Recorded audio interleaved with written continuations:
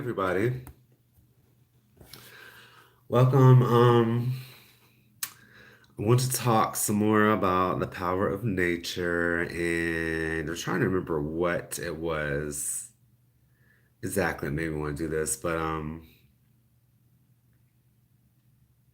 we had a great discussion yesterday. Kind of went down the path of like the environmental issues and sustainability, but there's also like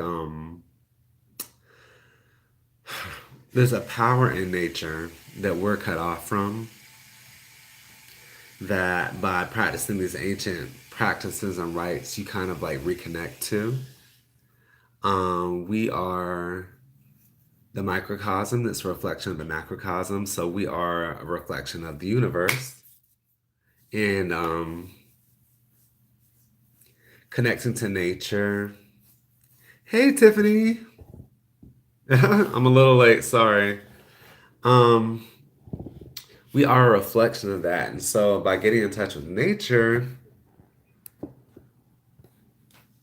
you can get in touch with the energies and sort of like get in touch with your universal self, like you as a reflection of God with the divine spark. You know, one of the things about the perennial theory, everything is everything. So people call it the perennial theory, is that like the part reflects the whole. You know, the drop of water in the ocean is the ocean. So it helps us to remember that, and it has a way of teaching us about ourselves. Interesting that we live in this society, this culture, which has isolated itself, has cut itself off from nature artificially. I mean, we can't be cut off from nature, but we've created this artifice, this hey Nicole, what's up? This interface to our world. It's like we have the earth, we have the four elements, and then we have this whole thing that we've constructed on top of it. It's like a false reality. But yeah, going back into nature gets you in touch with that. And then it taps into something very primal, very instinctual, and very ancestral. And I was reading about some ancient cultures, many that sent people into nature as a rite of passage. You have the Native Americans and their vision quest. You have different cultures just around the world that like that was a very important part of their rite of passage. Even um, spiritual institutions in more ancient religions. Hey, April, I'm not going to keep y'all too long today. Um, but they would send people to be in nature, to be in caves or just be in the wilderness. Even in the Bible, talk about Jesus going in nature to sort of okay, cool. Lurking. Just kidding. Um, but as a part of their development, that's what they would do. There was this honor and respect for it. Hey Courtney, what's up? Um, so yeah, there are realizations that were had when you go into nature and you interface with it away from the distractions of people. You have your um Henry David Thoreau's on Lake Walden, your hermits and people that choose to spend time, significant time there as a rite of passage. So there's all kinds of hidden things to help us. Not even really hidden, but just sort of beyond our usual awareness, to sort of help us in our development. And it's through that respect for nature that it kind of like allows the mystic to come out and learn and grow. Um, I don't think our society really emphasizes that. There's a lack of awareness around it. And so our attitude towards nature is like troublesome for sure. Um,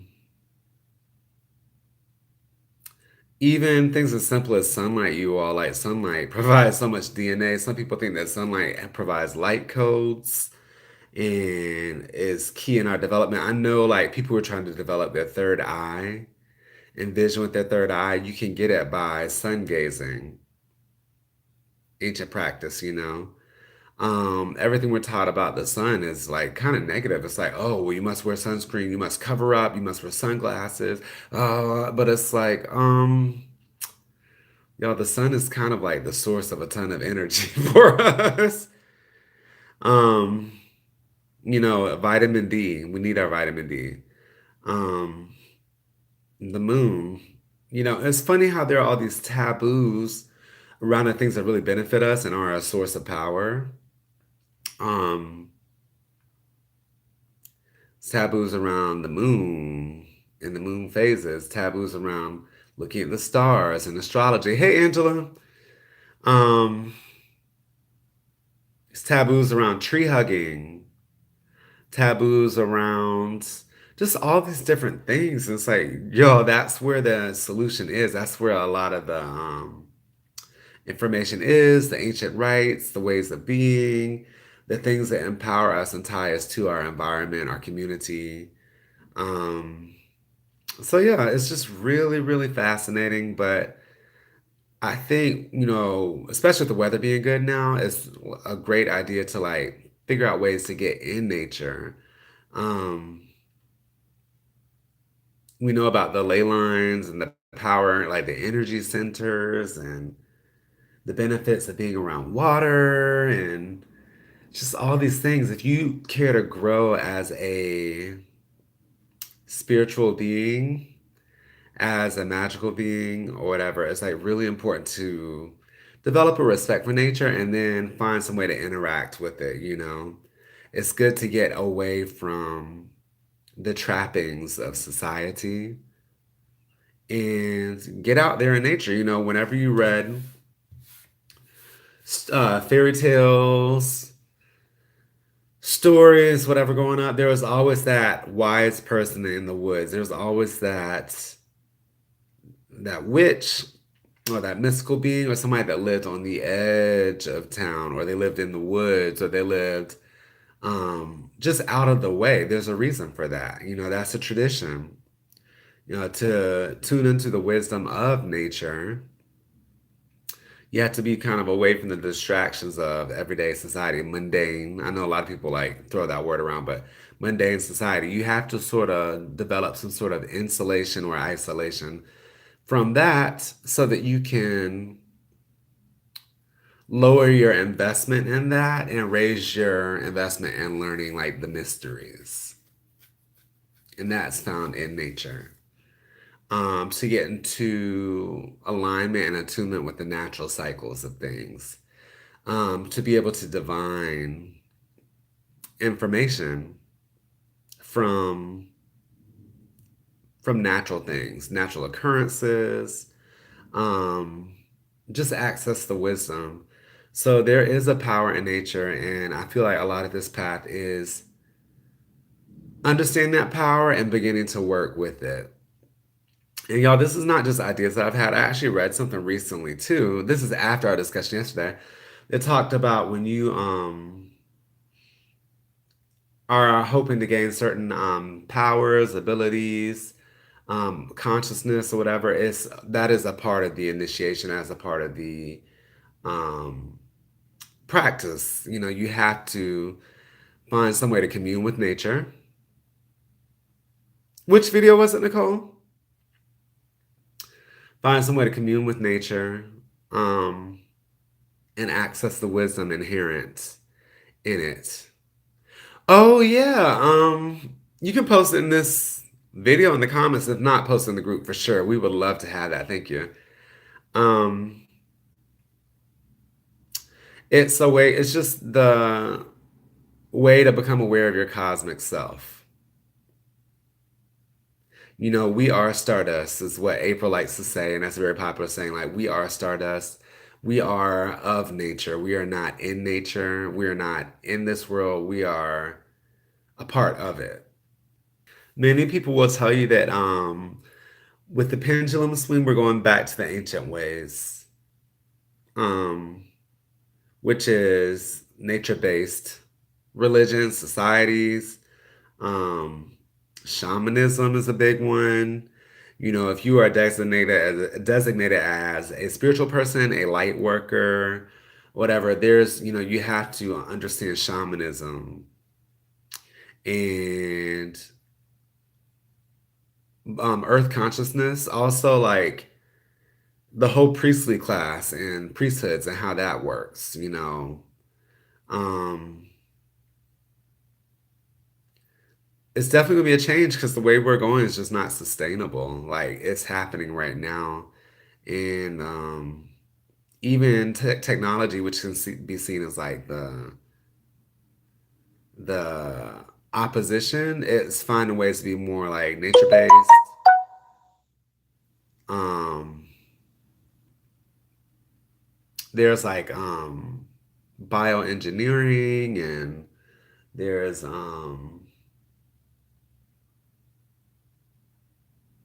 forget all the different terms, whatever, but like we're going that way. So like develop that respect for nature, develop the relationship, understand that's the way of the world, the way we're moving, and that's it, y'all. Like I feel like I have more to say before. I'm trying to remember all my thoughts, but y'all, if you want to develop yourself on this path, you're gonna reconcile with nature and your attitude towards it. You're gonna reconcile with nature and your attitude towards it.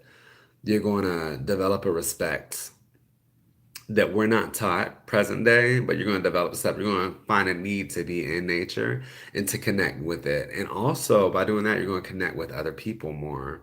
We're made to feel, as a part of this disempowerment um, mentality, we're made to feel isolated.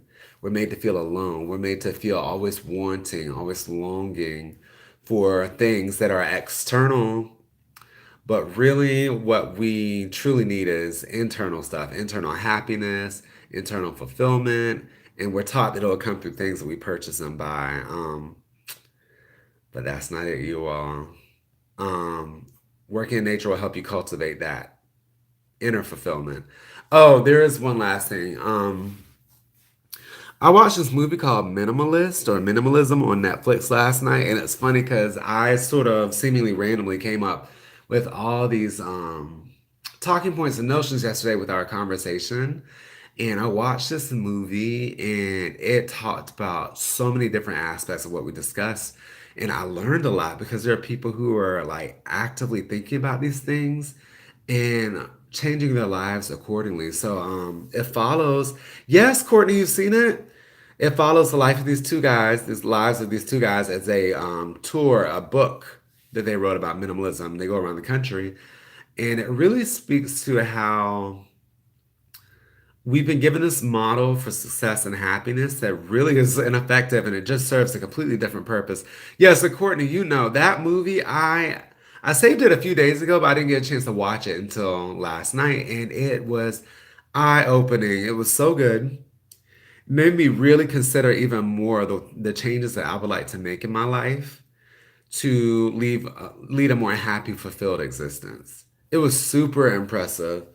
So you all, if you want to learn about some things that we discussed, I encourage you to watch that movie. It's on Netflix. It's called Minimalist. And man, super inspiring. And it makes you feel like I was talking about earlier, like feeling isolated or alone. It makes you understand like those feelings are not unique. Everybody experiences them. And the people that you idolize and you try to the stage of life that you want to get to, which is having, a six-figure income. Yeah, Angela, it's pretty quick. It's like an hour and 15 minutes, an hour and 18 minutes. Even the people that you idolize and you think, oh my gosh, they have it so good, blah, blah, blah, blah. You understand that they're not happy like you would imagine they would be. They have things, they have a level of security, but like even they struggle with issues. And so if you're not quite there, it really makes you pause and think like what you're chasing, what you're giving up. It's really, really great movie. So,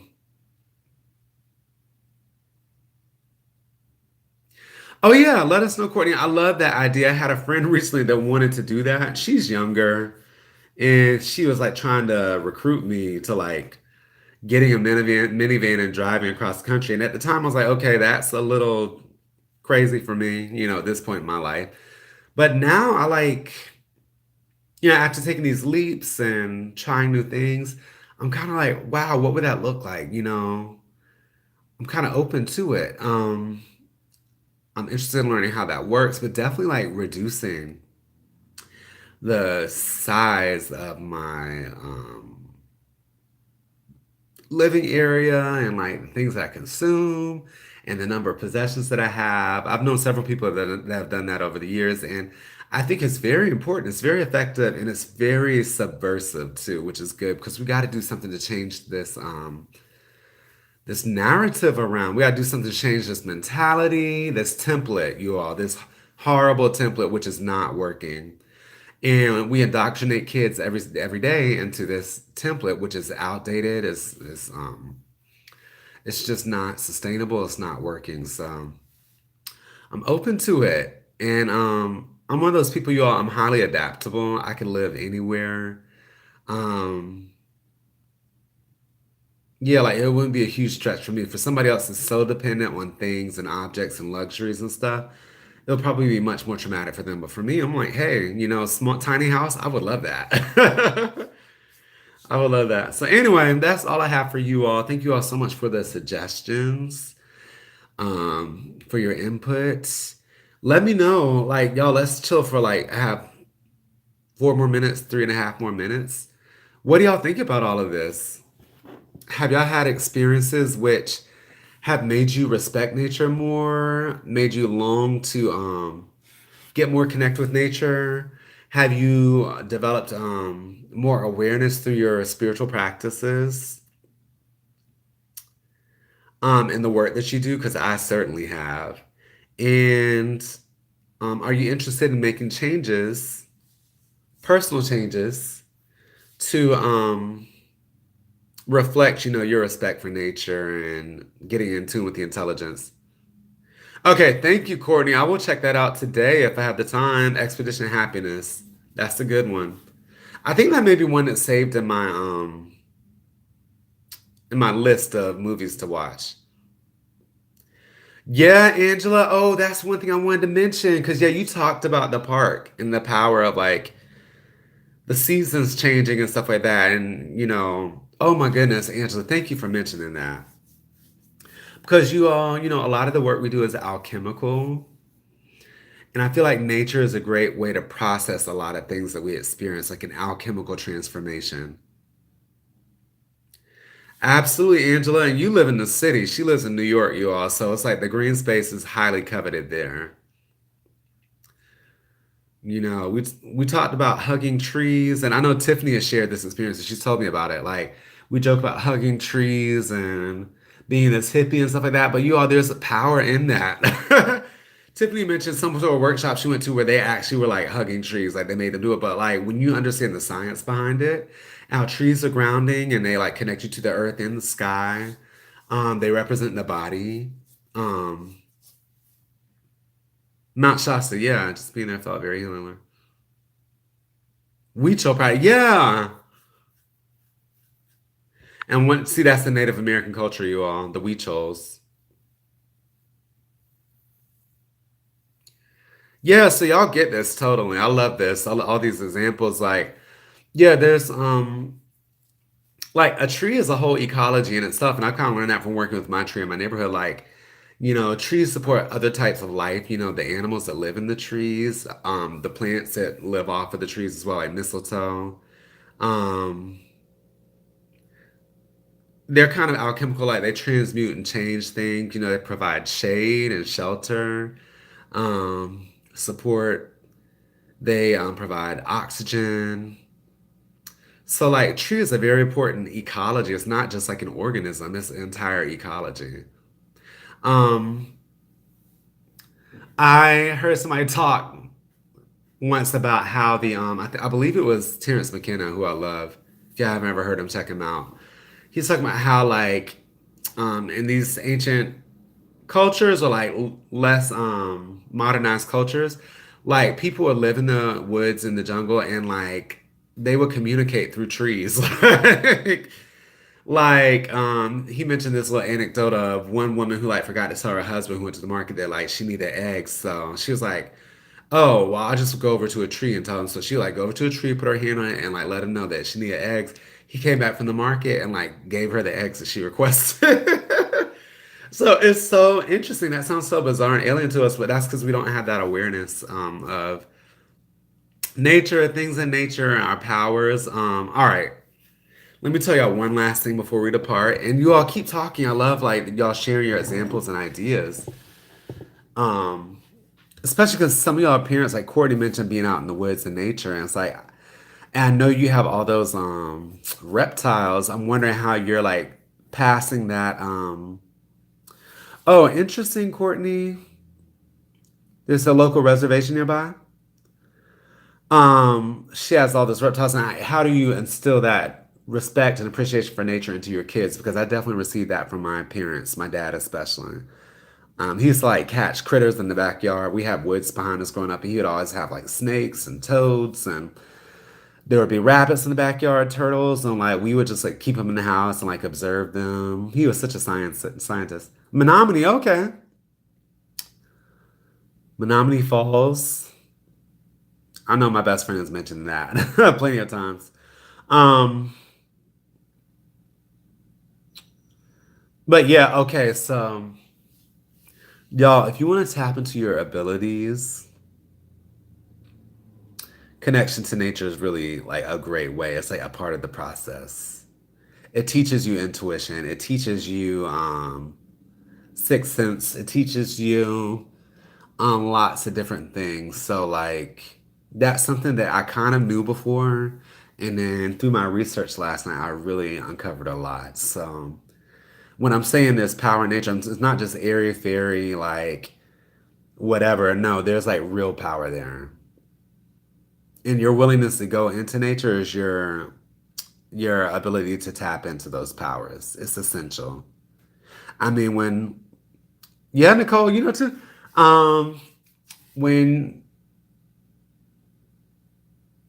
your ability to go into nature and tap in that is essential. Like when I mentioned the Vision Quest earlier, that wasn't just some airy fairy, sentimental, blah blah blah rites of passage. No, it was a ceremony. It was with a purpose and a reason behind it. You were sent out there with little food, and you were made to sit and reflect and come to understand the cosmos through your direct interface with nature. It wasn't just like poetic or blah blah. I was like, no, this is how you do it. Y'all, back in the day when there was more of a respect for these things, because what it is consciousness shifts you all.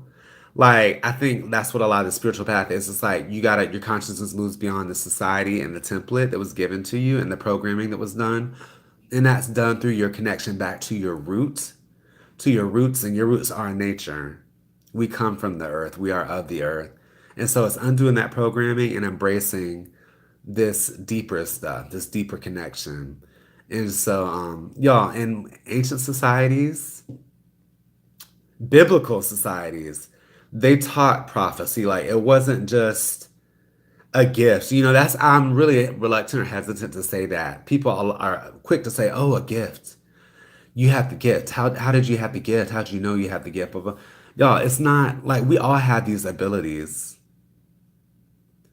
They're not quote unquote gifts, meaning they're just endowed or like given to us. It's like their abilities are developed, you know, just like somebody can learn to play the piano or somebody can learn to be really good at a sport. You can learn this stuff. Like we all have that ability within us, just the capacity to which you hone that. And in ancient and biblical societies, they taught prophecy. So there's specific things you can do to gain that awareness and that ability. So it's not all out there. It's not all like airy fairy and practical. Like it's very practical. And like one of the ways to gain access to that is through nature. So y'all, I'm not. That's the real golden nugget of this whole conversation. If you've been watching so far, thank you. If you want to really access those abilities, it's imperative that you get in touch with nature, yourself in nature, the nature in yourself. You know, we use rocks, we use minerals, we use herbs. We use herbs for incense, we use oils, we use tinctures. We um we use special water. We use all these different elements, feathers and just different things which help us to achieve that level of awareness. So that's it, you all. Thank you all so much for participating. Can't wait to check out those recommendations that you all have. I hope y'all watch that movie. It's called Minimalism or Minimalist. I can't remember the exact name, but it's on Netflix. It's a pretty quick view and it'll really shift your thinking if you're new to thinking about these different things like how much we consume, sustainability.